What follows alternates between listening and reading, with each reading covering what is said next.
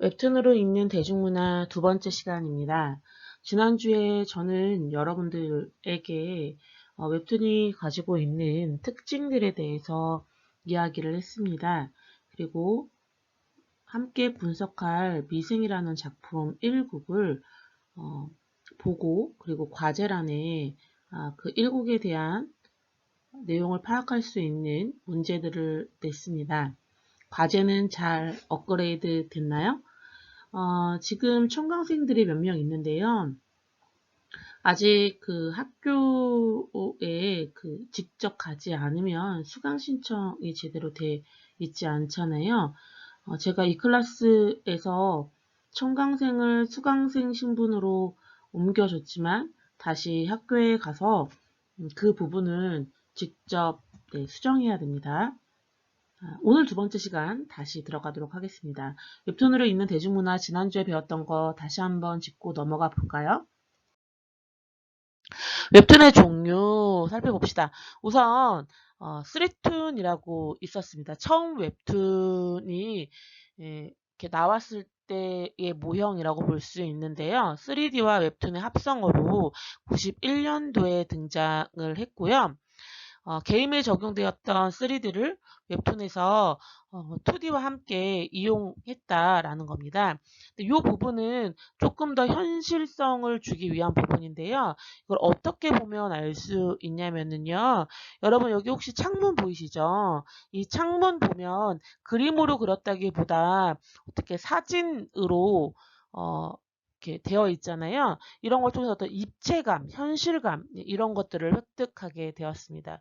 3툰을 활용한 웹툰으로는 포그 이야기가 있습니다. 링크를 타고 들어가면 내용을 확인할 수 있습니다. 두 번째로는 플래시툰인데요. 97년도에 등장했습니다. 플래시와 웹툰이 함께 이렇게 어우러져서 만들어진 웹툰이고요. 다양한 방식으로 온라인에서 제작되었지만 현실에서는 많이 줄어들고 있습니다. 저는 웹툰 중에 이 플래시툰을 가장 재밌게 봤던 기억이 있습니다. 좀 뭐 이렇게 비속어도 나오고요. 그리고 이거를 저 때는 이제 졸라맨이라고 이제 많이 이렇게 이야기를 했었는데 목소리도 약간 변형을 해가지고 되게 재밌게 들었던 기억이 나요. 말도 되게 빠르게 진행이 되고. 아마 이거는 지금 많이 줄어들었다라고 하지만 이 음성 쓰는 방법이나 간략하게 어떤 행동을 묘사할 때 지금도 간간히 사용되고 있습니다. 다음으로 넘어가겠습니다. 세 번째로는 포엠 웹툰이라고 해서요. 시와 웹툰의 합성어로 유행했던 웹툰입니다. 97년도에 등장을 했고요. 시 같은 형식을, 그러니까 그림이 있고 시를 이렇게 같이 덧붙이는 이야기인데 약간 그림 일기 같은 그런 느낌을 줍니다. 그래서 글씨 같은 경우에도 약간 미적 가치를 추구했기 때문에 다양한 글씨체가 이때 많이 나왔던 것 같아요. 이런 종류의 웹툰이 있습니다. 다음으로 넘어가겠습니다. 네 번째는 에세이 웹툰인데요. 이것도 마찬가지로 97년도에 등장했습니다. 자신의 이야기, 그러니까 자신의 소소한 이야기를 이렇게 풀어내는 웹툰이에요. 한마디로 일기 형식이라고 볼 수 있는데요. 이 웹툰에 등장하는 캐릭터들의 이야기는 작가 자신이거나 아니면 작가의 주변 사람들을 대상으로 해서 만들어진 이야기입니다. 사실 우리가 보는 웹툰의 그 원조라고 볼 수 있죠. 이 웹툰에 최적화된 작가가 저는 기안84가 아닌가 이런 생각이 듭니다. 되게 소소한 이야기이지만 내가 지나쳤던 이야기들을 조금 확대해서 보고 그걸 통해서 감동을 받는 그런 이야기들로 구성되어 있습니다. 다음 장으로 넘어가도록 하겠습니다. 웹툰 종류로 포툰, 포토툰이라고 되어 있는데요. 2001년도에 등장을 했고요. 사진과 만화의 합성으로 되어 있습니다. 초기에는 인화 사진을 이제 직접 그렸지만 디지털 카메라의 활용으로 포토샵을 이용해서 만화로 제작하거나 아니면 그 자신의 웹툰의 배경화면 속에서 이제 캐릭터를 사용하는 그런 경우들이 있습니다. 조금 더 이제 새로움을 추구하고 재미 뭐 이런 것들을 추구하기 위해서 만들어진 웹툰이라고 볼 수 있습니다. 다음으로 넘어가도록 하겠습니다. 이야기툰인데요. 이야기툰은 스토리와 웹툰의 합성어로 2003년도에 등장을 했습니다. 에세이툰에 비해 좀 그러니까 진지한 이야기를 담고 있습니다. 그래서 좀 뭐라고 얘기를 해야 될까요? 그러니까 호흡이 좀 길고요. 그리고 어, 만화 텍스트에서 텍스트 만화에서 할 수 없는 공간을 활용을 해서 웹툰에 새로운 방향성을 제시를 했는데요. 여기 보면 그림이 있고 그림 안에 말풍선도 있지만 그 밖에 이야기들이 있잖아요. 근데 이런 것들을 이음매 없는이라고 표현하고 있습니다. 그러니까 단 한 장의 사진으로 다양한 이야기들을 상상할 수 있는 그런 웹툰의 종류라고 보시면 될 것 같습니다. 다음으로 넘어가도록 하겠습니다. 그 밖의 웹툰으로는 캐릭툰, 무비툰, 모바일툰, 그 다음에 패러디툰들이 있습니다. 이 부분은 여러분들이 읽고 이해하는 수준으로 들어가면 되겠습니다. 제가 지금 웹툰의 종류에 대해서 설명을 했는데요. 이거는 단순히 이제 웹툰이 어떤 종류들이 있다라는 배경 지식에 해당이 됩니다. 시험에는 들어가지 않습니다. 단지 여러분들이 그 웹툰으로 읽는 대중문화를 들어가기 전에 얼마나 많은 웹툰들이 있었고, 그리고 그 웹툰들이 어떤 발전을 해 갔으며, 오늘날 어떻게 웹툰이 완성되어 있는지에 대해서 이야기를 하려고 합니다. 앞서 살펴보았듯이 웹툰에서 우리가 기억해야 될 것들, 그러니까 지금 이제 점차적으로 오늘날의 웹툰의 성격을 띠게 된 거는 2001년도부터 시작이 되고요. 가장 그것의 배경이 된 거, 베이스가 된 웹툰으로는 여러분도 잘 아시겠지만 그 일상성, 그러니까 작가의 자신의 이야기들을 이야기하는 그런 일상성이 오늘날 웹툰을 보는 가장 큰 서사의 줄기가 된다라고 파악하시면 될 것 같습니다. 다음 장 넘어가도록 하겠습니다. 출판 만화와 디지털 만화, 웹툰의 어떤 특징들을 비교하고 있는데요. 출판 만화와 그리고 디지털 만화, 웹툰은 큰 차이가 있지만 디지털 만화와 웹툰은 큰 차이가 없는 것으로 보여지고 있습니다. 근데 우리가 여기에서 좀 살펴봐야 될 부분들이 뭐가 있냐면은요. 그 출판 만화는 기존의 인쇄된 책 단행본과 다를 바 없는 어떤 그 유통 구조를 가지고 있는데 디지털 만화와 웹툰은 조금 다른 유통 방식을 가지고 있습니다. 그러니까 디지털 만화 같은 경우에는 주 수입원이 콘텐츠 이용료잖아요. 근데 웹툰은 미디어 상품이라고 되어 있습니다. 이 차이는 뭐냐면은요.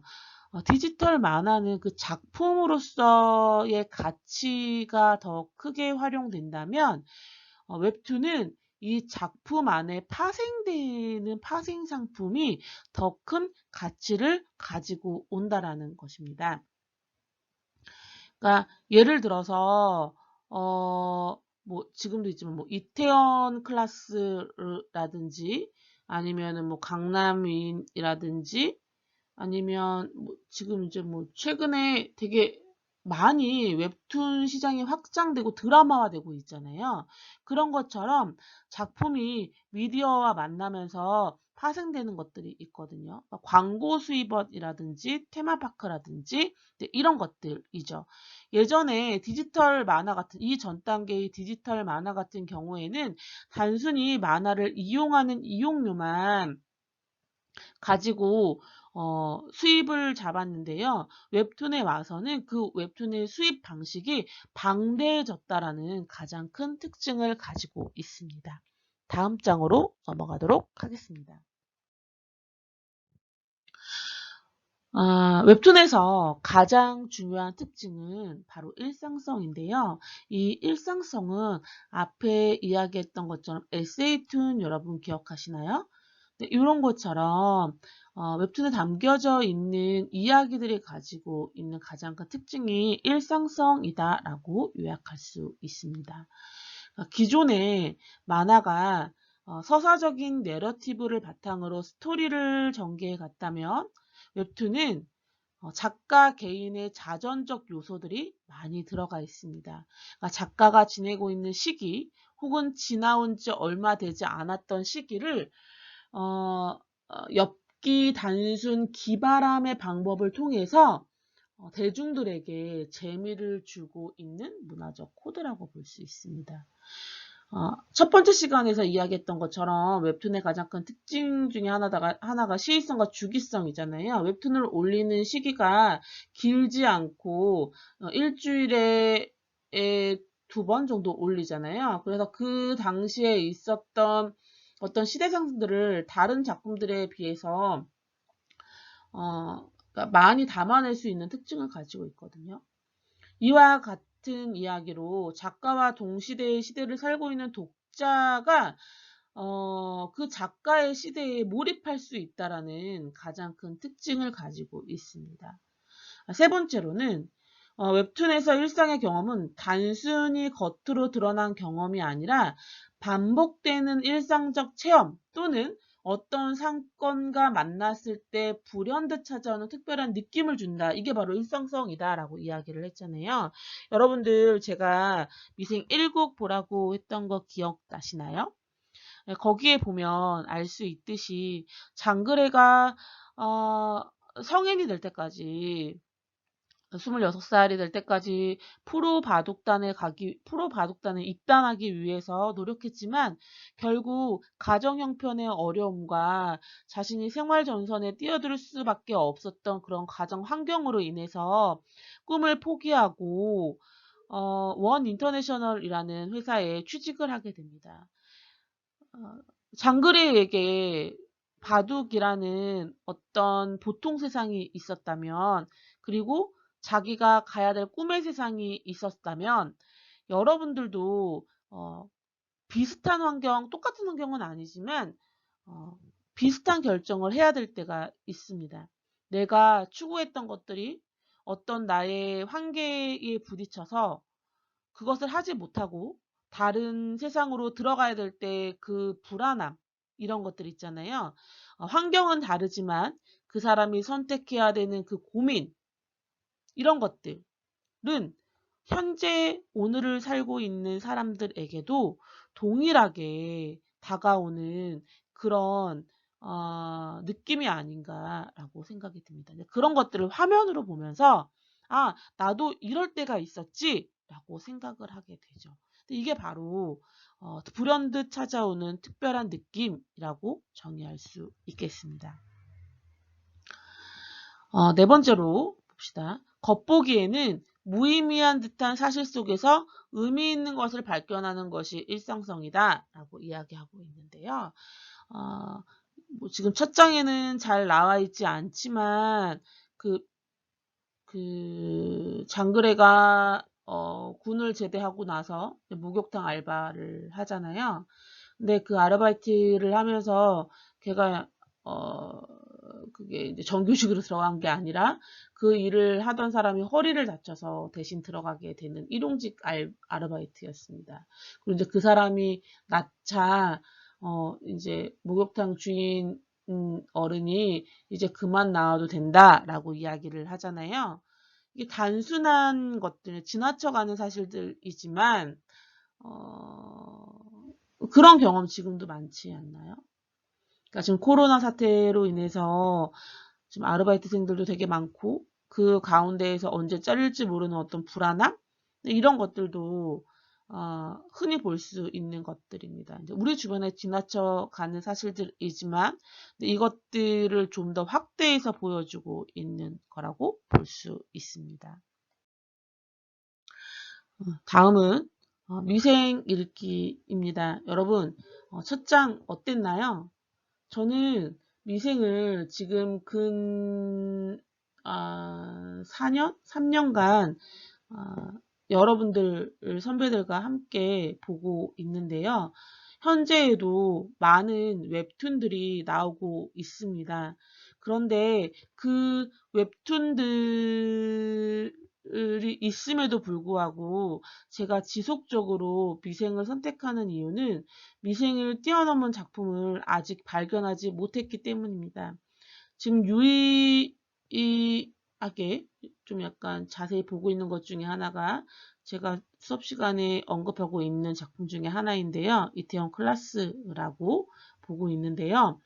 네, 이 부분도 미생처럼 디테일하게 다루고 있지는 않은 것 같아요. 박세로이라는 인물이 기존에 가지고 있는 어떤 복수의 모습이 아니라 다른 복수의 모습으로 복수를 하고 그리고 자신의 꿈을 찾아간다는 그 주제의식은 기타의 다른 작품들에 비해서 뛰어나지만 그걸 그리고 있는 감독이나 이 작품의 내용은 사실 원작과 좀 약간 거리감이 있다라고 해야 되나? 그런 생각이 듭니다. 이번 주가 이태원 클라스 마지막 회인데요. 제가 사실 이제 미생을 끝나고 이태원 클라스를 볼까라고 생각을 했거든요. 근데 좀 약간 고민이 되더라고요. 여기서 이제 다루고 있는 어떤 트랜스젠더라든지 아니면은 거기에 등장하는 인물들의 어떤 삶들이 좀 디테일하게 다루어지고 있지 않다라는 느낌들을 되게 많이 받았거든요. 그래서 좀 고민을 하고 있습니다. 어쨌든 우리는 수업을 해야 되는 입장이고 작품을 분석해야 되는 입장이기 때문에 작품을 선택하고 다루는 데 있어서 좀 고민이 되는 건 사실입니다. 어쨌든 제가 여러분들과 이번 학기에 같이 보게 될 미생이 여러분들에게 좀 재미있게 읽혔으면 좋겠어요. 그리고 여러분들이 살아가는 데 있어서 도움이 되는 작품이었으면 좋겠습니다. 작품을 읽어가면서 자세하게 디테일하게 다루는 문제들이 있는데요. 어떤 삶의 결정적인 부분, 그러니까 중요한 순간을 결정해야 될 때 이 미생의 인물들이 어떤 선택을 했고 그 선택의 이유의 밑바탕에는 무엇이 깔려 있는지를 캐치를 해 나갔으면 좋겠습니다. 그리고 그것들이 여러분들의 삶을 살아가는 데 있어서 중요한 자양분이 됐으면 하는 그런 바람이 있습니다. 네, 다음 장으로 넘어가도록 하겠습니다. 미생은 여러분들이 잘 알고 있듯이 윤태호라는 사람이 지었고요. 윤태호는 허영만과 조은학의 문화생으로 만에게 입문했습니다. 작품으로는 이끼, 내부자들, 미생 등이 있고요. 다른 작가들에 비해서 묵직하고 원초적인 이야기들을 잘 다루고 있는 작가가 아닌가라는 그런 생각이 들었습니다. 이 미생은 저희 남편도 같이 봤던 작품인데요. 저는 우선 드라마를 먼저 보고 작품이 너무 좋아서 웹툰을 찾아봤거든요. 근데 저는 개인적으로 웹툰보다 드라마가 훨씬 더 잘 만들어졌기 때문에 드라마를 선택을 했는데 남편은 아니더라고요. 남편은 훨씬 더 미생이라는 원작이 더 잘 만들어졌다라고 얘기를 하는데 저는 글쎄요. 네. 개인의 약간 호불호가 갈려지긴 하겠지만 제가 드라마가 더 잘 만들어졌다라고 이야기하는 건 등장인물들의 갈등이 되게 디테일하게 살려져 있어요. 이거는 좀 여러분들이 작품을 보면 이해하기 쉬울 거예요. 이해되시나요? 네. 저는 그래서 최애의 웹툰이 뭐냐라고 하면 주저하지 않고 미생이라고 얘기할 것 같습니다. 다음 장으로 넘어가도록 하겠습니다.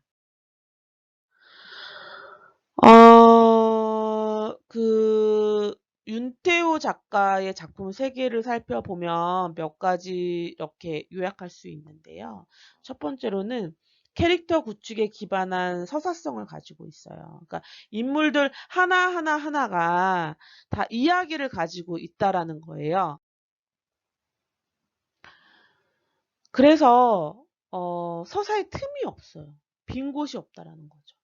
그러니까 정말 엑스트라로 나오고 한두 회 나오고 없어지는 사람들도 그 사람들만이 가지고 있는 서사가 있다라는 거. 우리가 봤을 때 웹 드라마 미생의 주인공은 장그래다 아니면 오상식이다라고 두 인물을 이야기할 수 있는데 이 드라마는 그렇지 않아요. 여기 나오는 모든 인물들이 다 그 이야기를 가지고 있거든요.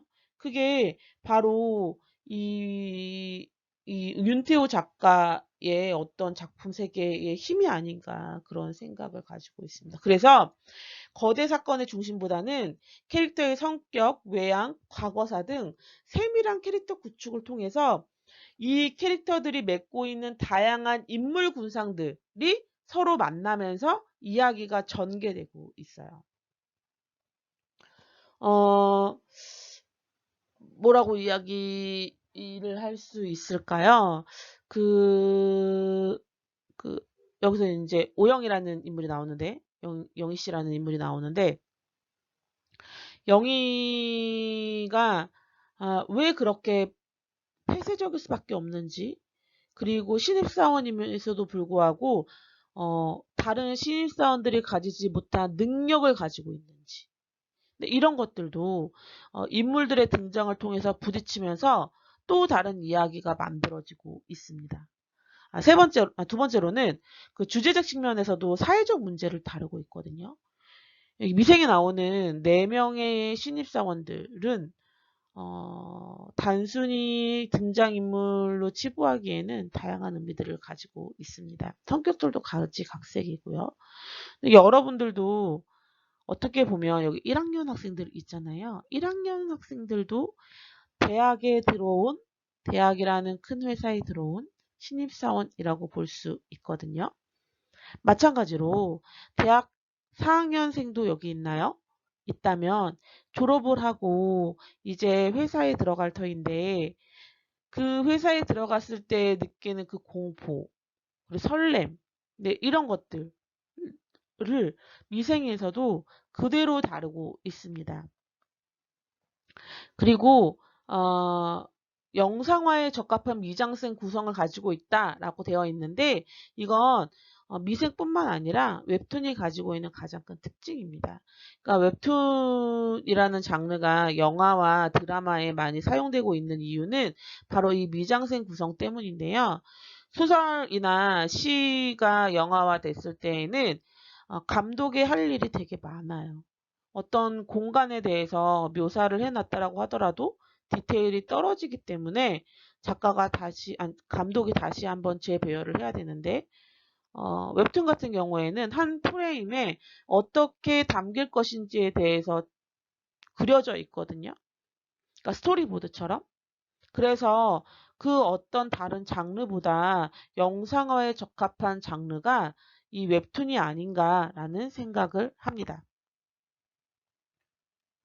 다음으로 넘어가도록 하겠습니다. 네. 미생 작품 소개를 하자 보면 미생은 아직 태어나지 않는 이라는 의미를 가지고 있습니다. 여기 보면 그 미생은 이제 바둑에 나오는 언어인데요. 단어인데요. 여기 그 오차장이 장그래가 그 바둑을 한 줄 모르고 조언을 던진 부분이 있습니다.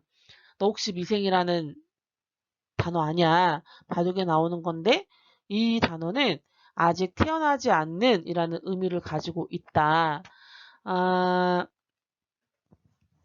어떻게 보면 우리 삶은 이런 아직 태어나지 않는 이라는 의미의 연속이지 않을까라는 그런 의미를 가지고 있거든요.